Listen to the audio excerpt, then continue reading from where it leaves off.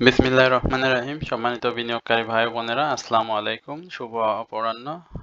আজ 25শে জানুয়ারি, রোজ শনিবার, মার্কেট বন্ধ। আশা করি আপনারা সকলেই শারীরিকভাবে সুস্থ আছেন এবং ভালো আছেন। আজকে আমি আমার হোয়াটসঅ্যাপ গ্রুপের আমার যে সমস্ত বিনিয়োগকারী ভাই বোনেরা রয়েছেন তাদের বেশ কিছু স্টকের অনুরোধ, সেই স্টকগুলো এবং আপনাদের আমার ইউটিউব চ্যানেলের যে কমেন্টস বক্সের অনুরোধ রয়েছে সেখান থেকে বাছাই করে আমি কয়েকটি স্টক নিয়ে আসলে আপনাদের সামনে আলোচনা করার জন্য হাজির হয়েছি। আশা করি আপনারা সকলেই ধৈর্য সহকারে আজকের এই আলোচনাটি শুনবেন। আজকের যে আলোচনা সেখানে মূলত আমি স্টকগুলোর প্রাইস অ্যাকশন এবং স্টকগুলো আসলে কি ধরনের মুভমেন্টে যাইতে পারে মার্কেট ভালো হলে সেই সম্পর্কিত খুব সংক্ষিপ্ত পরিসরের আলোচনা করব। তো প্রথমে আমি আপনাদেরকে বিনীতভাবে অনুরোধ করব, আমার চ্যানেলে যারা আজকে নতুন আমাকে প্রথমবারের মতো শুনছেন তারা অবশ্যই আমার চ্যানেলটি আপনারা সাবস্ক্রাইব করবেন এবং আপনাদের যদি কোনো অনুরোধের স্টক থাকে সেটি অবশ্যই আপনারা কমেন্টসে লিখে আমাকে জানাবেন। আমি সেটি নিয়ে অবশ্যই আপনাদের সাথে আলোচনা করব।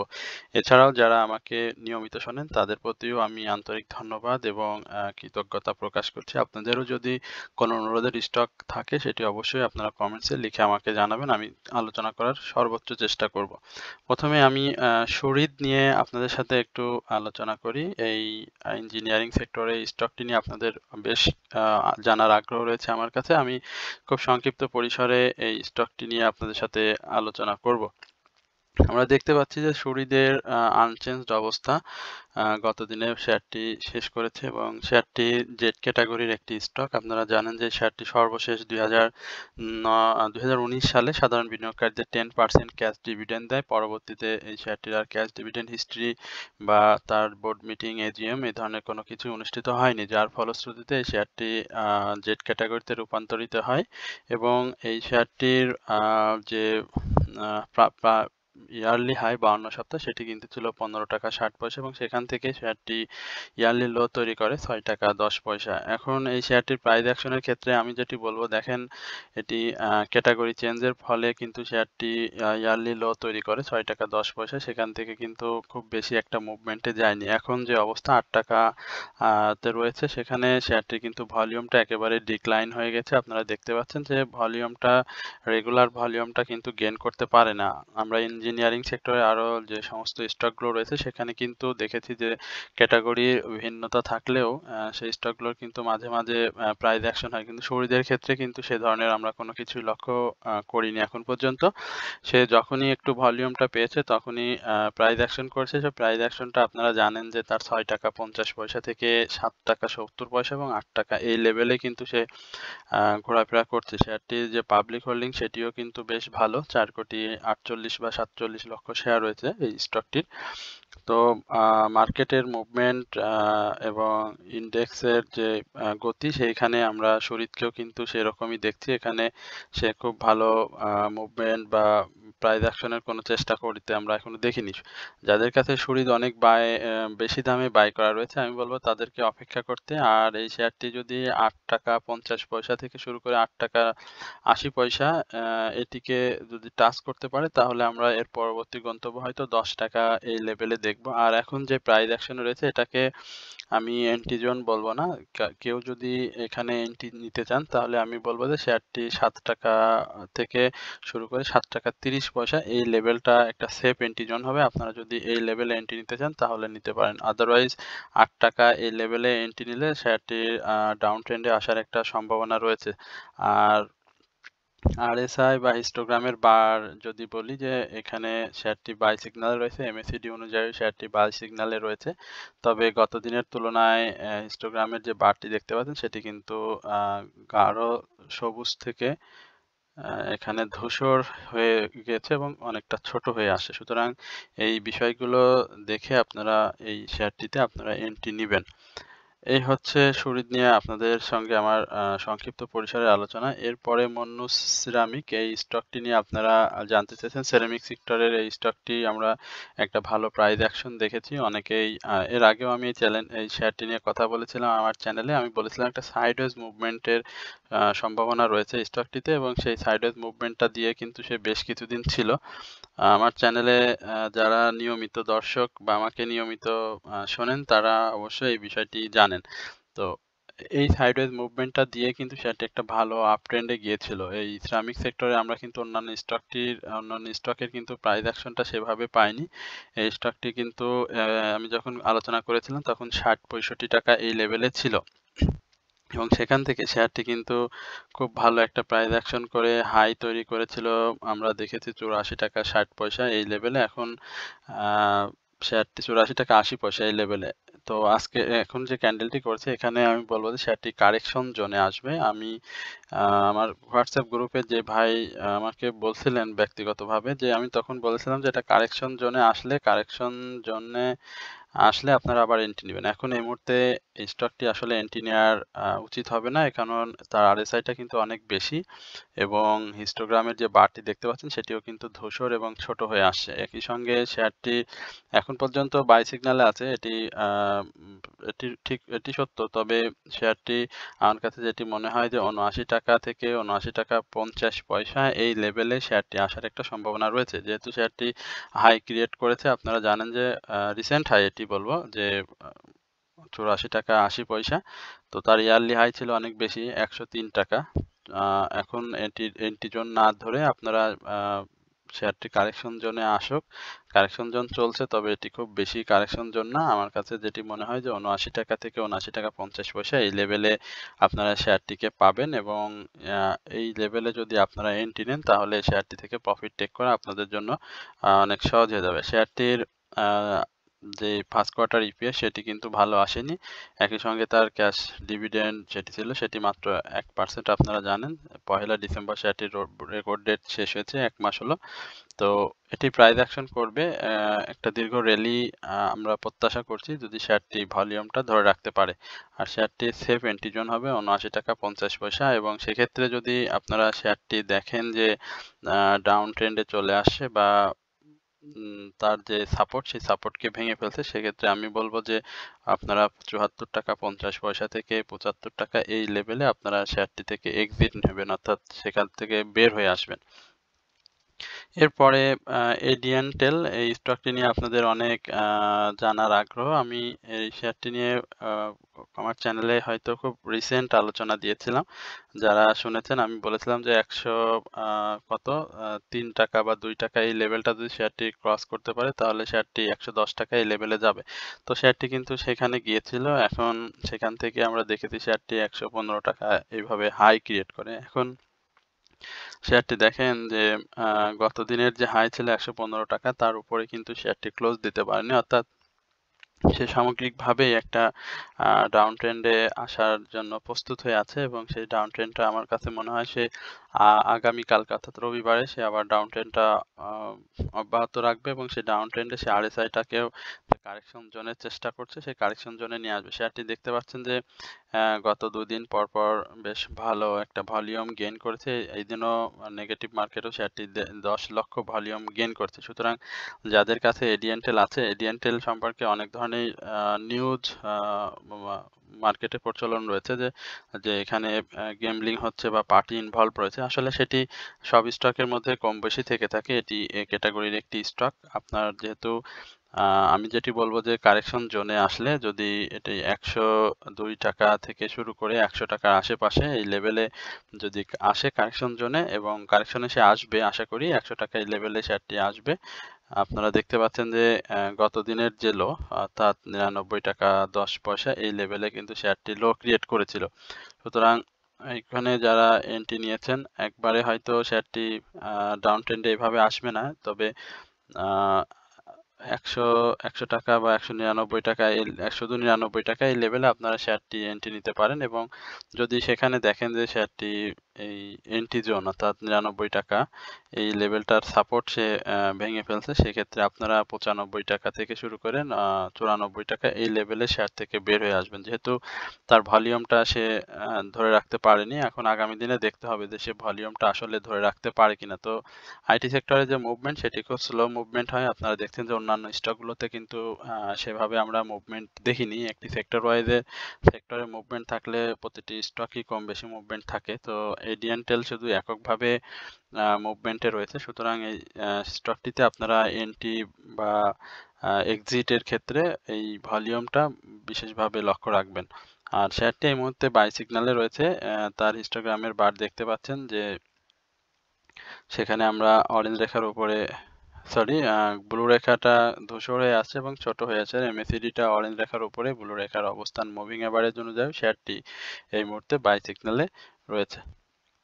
এরপরে আপনাদের অনুরোধের আরো যে স্টকটি রয়েছে সেটি হচ্ছে খান ব্রাদার্স। খান ব্রাদার্সের বিষয়ে আপনারা জানতে চাইছেন যে এখন কি খান ব্রাদার্সে এন্ট্রি নেওয়া যায় কিনা বা এন্ট্রি নিলে এটার প্রাইস অ্যাকশনটা কেমন হবে। আমি কিন্তু খান ব্রাদার্সের এই যে প্রাইস অ্যাকশন আপনারা নিজেরাও জানেন যে খান ব্রাদার্স জেড ক্যাটাগরির একটি স্টক, এখানে সরি বি ক্যাটাগরির মেসিক্যালিনিয়াস সেক্টরের একটি স্টক। মেসিক্যালিনিয়াস সেক্টরের অনেক স্টকই কিন্তু কম বেশি মুভমেন্টে আছে এবং প্রাইস অ্যাকশনও হয়। আমরা যদি আমান ফিডের কথা বলতে পারি, বিএসসির কথা বলতে পারি, সিনো বাংলার কথা বলতে পারি, খান ব্রাদার্সের কথা বলতে পারি, বেশ কিছু স্টক কিন্তু রয়েছে মেসিক্যালিনিয়াস সেক্টরের, যে স্টকগুলোতে আসলে 4-5 টাকা গ্যাপ কিন্তু আমরা বিভিন্ন জিকিউ বল পেনের কথা বলতে পারি, হামির কথা বলতে পারি,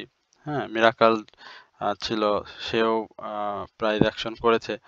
তো খান ব্রাদার্সের যে বিষয় সেটি হচ্ছে যে শেয়ারটি জেড ক্যাটাগরির পরে আসলে আমরা যখন ক্যাটাগরি চেঞ্জ হয়ে গেল তখন কিন্তু শেয়ারটির একটা প্রাইস অ্যাকশনটা হবে, সে ধরনের একটা ইঙ্গিত আমরা পাচ্ছি।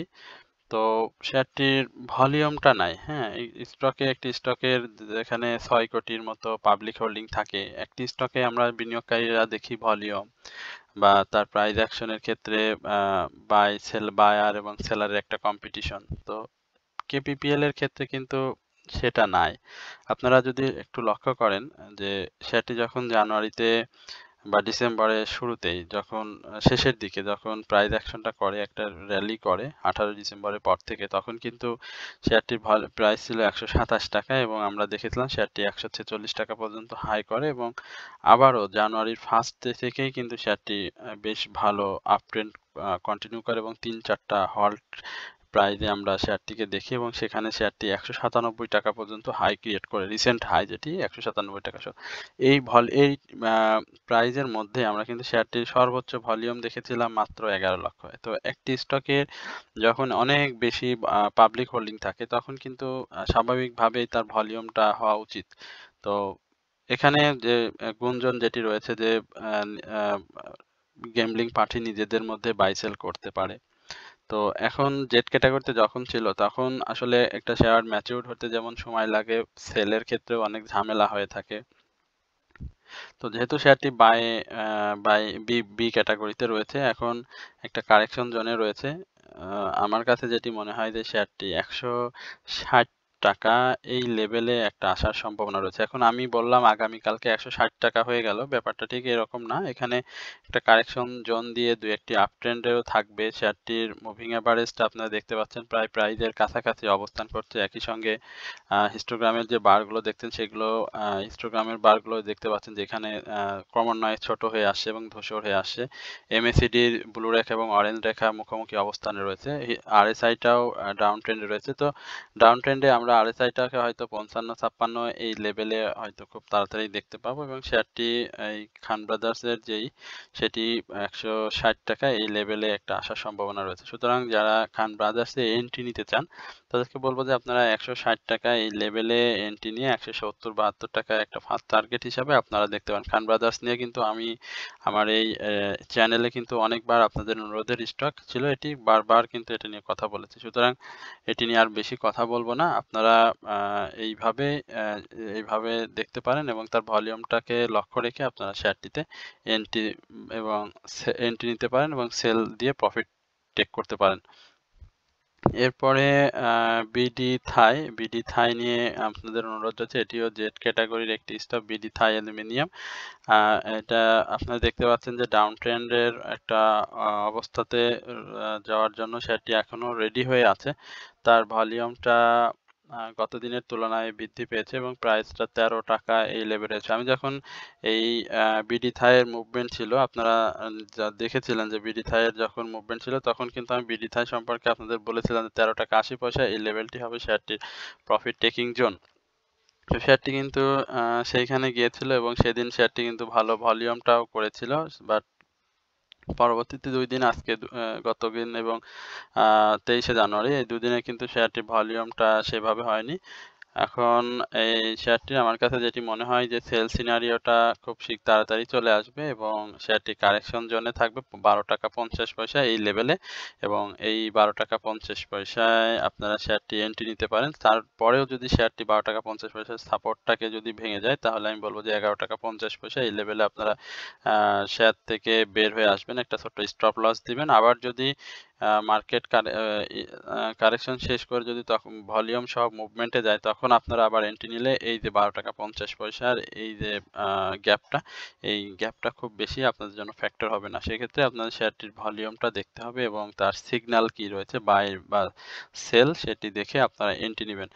আর এটি ভালো একটি স্টকই আমি বলব। গত বছরও আমরা এর ভালো একটা প্রাইস অ্যাকশন দেখেছিলাম। ৪০ টাকা ৮০ পয়সা ইয়ারলি হাই কিন্তু ক্রিয়েট করেছিল শেয়ারটি। সেখান থেকে ইঞ্জিনিয়ারিং সেক্টরে স্টকটি আসলে আ সেক্টর ওয়াইজ যে মুভমেন্ট সেই মুভমেন্টের সঙ্গে আমরা কিছু প্রাইস অ্যাকশন দেখেছি। এখন সে কারেকশন জোনের মধ্যে আছে এবং এই কারেকশন জোনটা যদি সে শেষ করে মুভমেন্ট করে তাহলে কিন্তু আমরা শেয়ারটি ১৫ টাকা থেকে ১৪ টাকা ৮০ পয়সা এই লেভেলে আমরা শেয়ারটিকে তো দেখব।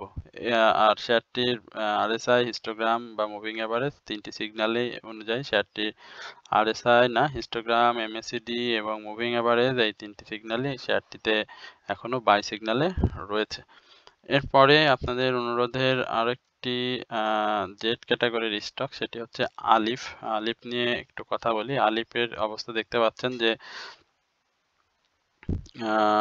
৬ টাকা ৮০ পয়সা এবং আনসেলড অবস্থায় শেয়ারটি থাকে। ভলিউমটাও নাই। এটি টেক্সটাইল সেক্টরের একটি স্টক।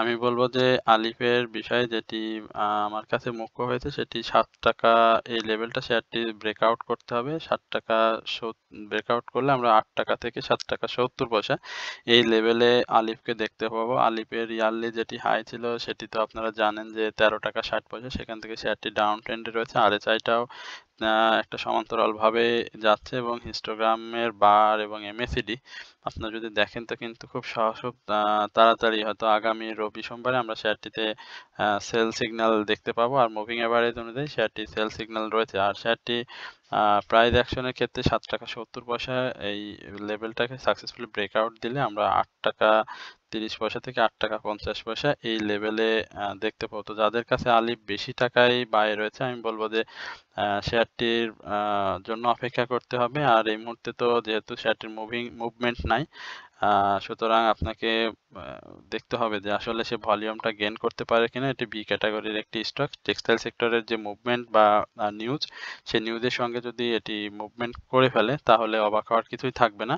তবে শেয়ারটির পাবলিক হোল্ডিং কিন্তু অনেক বেশি। সেই পাবলিক হোল্ডিং অনুযায়ী শেয়ারটির কিন্তু ভলিউমটা গেইন করা খুব জরুরি। ১৭ কোটি ২০ লক্ষ শেয়ার রয়েছে শেয়ারটির পাবলিক হোল্ডিং। সুতরাং ভলিউমের বিকল্প এই মুহূর্তে শেয়ারটির নেই। এই হচ্ছে মূলত আলিফ নিয়ে সংক্ষিপ্ত পরিসরে আপনাদের আলোচনা। এরপরে সোনালী আঁশ। সোনালী আঁশ নিয়ে আপনারা অনেক অনুরোধ করেছেন। সোনালী আঁশ, সোনালী লাইফ, সোনালী পেপার আসলে অনেক সোনালী আঁশটা নিয়ে একটু বলি। সোনালী আঁশের সাইডওয়েজ মুভমেন্টের কথা বলেছিলাম। এই মাসটায় একটা সাইডওয়েজ মুভমেন্টে থাকবে আমি বলেছিলাম।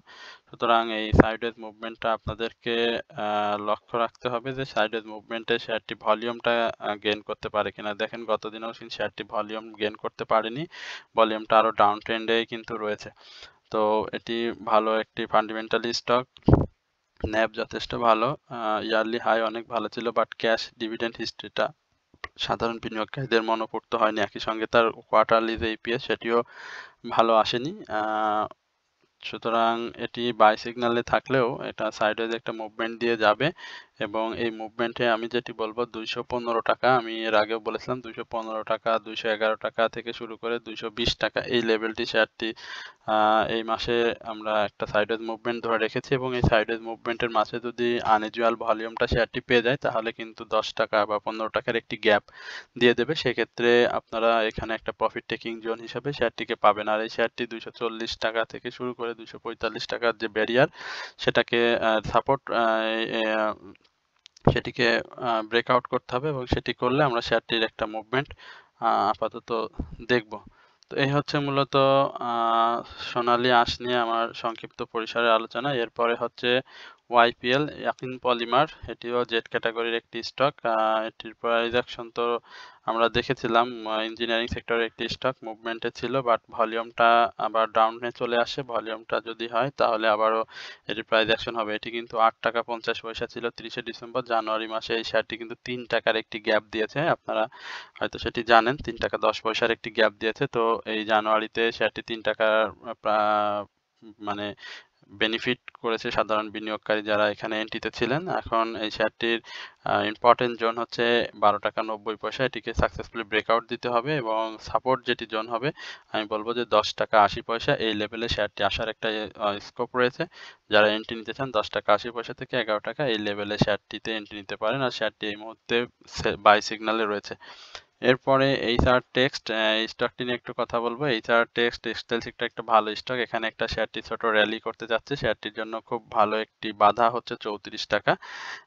এই সাপোর্টটা যদি শেয়ারটি ভালোভাবে ব্রেকআউট করতে পারে তাহলে আমরা এইচআর টেক্সটকে 37 টাকা এই লেভেলে দেখতে পাবো। এই স্টকটির সাধারণ বিনিয়োগকারীদের সঙ্গে খুবই কম, মাত্র 1 কোটি 20 লক্ষ শেয়ার রয়েছে সাধারণ বিনিয়োগকারীদের হাতে। এখন এটির ইয়ারলি হাই ছিল অনেক বেশি 113 টাকা। সেখান থেকে আসলে ক্যাটাগরি চেঞ্জের কারণে শেয়ারটি কিন্তু অনেক ডাউন ট্রেন্ড এবং হিস্ট্রিক্যাল ক্যাশ ডিভিডেন্ড হিস্ট্রি ভালো না শেয়ারটি, যার কারণে কিন্তু ডাউন ট্রেন্ড রয়েছে। একই সঙ্গে শেয়ারটি সেকেন্ড কোয়ার্টার যেই ইপিএস সেটিও খারাপ আসার কারণে শেয়ারটি কিন্তু সেই ধরনের মুভমেন্ট আমরা ফার্স্ট কোয়ার্টার ইপিএসটা খারাপ আসার কারণে মুভমেন্টটা আমরা পাইনি।